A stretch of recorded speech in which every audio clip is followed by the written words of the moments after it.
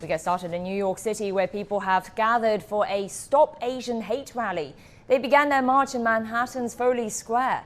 Organizers said the rally was in response to the rise in anti-Asian hate crimes in America and last week's brutal attack on a 65-year-old Asian American woman in Manhattan. They said attacks on minority groups have peaked in recent times, but the government is failing to take effective action.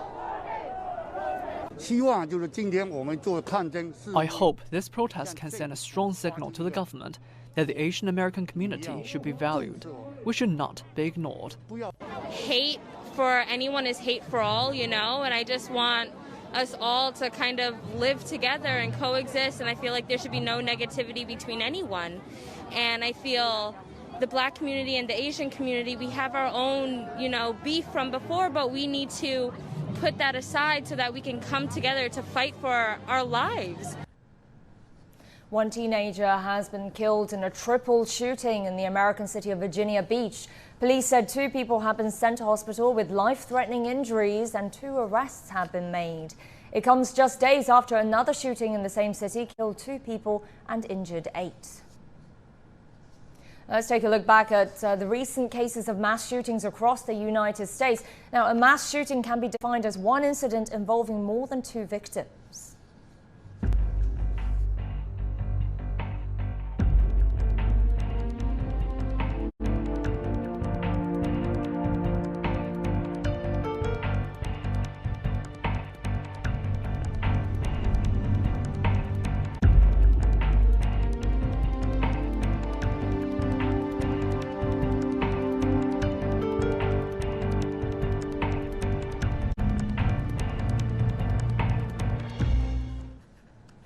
Many of America's most prominent cities have seen a significant increase in violent crime.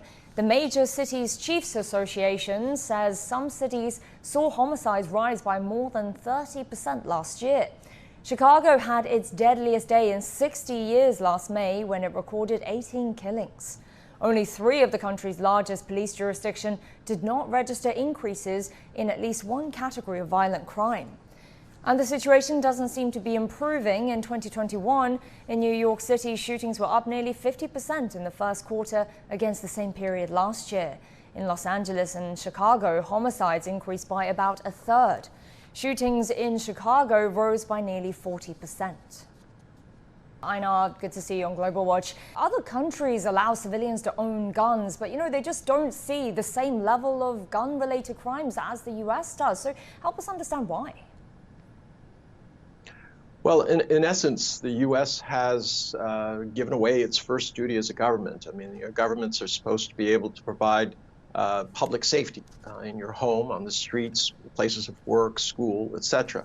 But it hasn't materialized. In essence, many leaders in the U.S. are saying buy a gun. So this has led to a kind of a toxic situation where guns, fear, hatred, racism are creating this kind of toxic brew of tragedy. So there's this increase in racially motivated crimes, especially now towards Asian Americans, and we've also heard in that last report about an increase in gun sales, also particularly reportedly amongst Asian Americans too. How concerning is this trend? It's very concerning. I mean, Asians have not traditionally turned to guns as a way of protecting themselves. They expect that the government will do that for them. But what has been the response to Asian cries of violence? You've heard President Biden say, cut it out, this isn't American, this type of thing. But that's not going to change anything when you have a radicalized element led, as I said, by leaders who are constantly demonizing people who, Asians, particularly Chinese, unfortunately. Most Americans cannot tell the difference between Chinese, Japanese, Vietnamese. So everybody is being targeted. It is just tragic that this is happening, but it's an abdication of the first duty of government, and it will continue so long as these trends go on. The United States has to change. It has to stop beating this drumbeat of racism against China and everybody else out there, and they need to change their internal policies to address the issues of white lower class Americans who feel that they have been deprived. They feel they're the victims, and they're justified in their contempt and hatred and fear of others.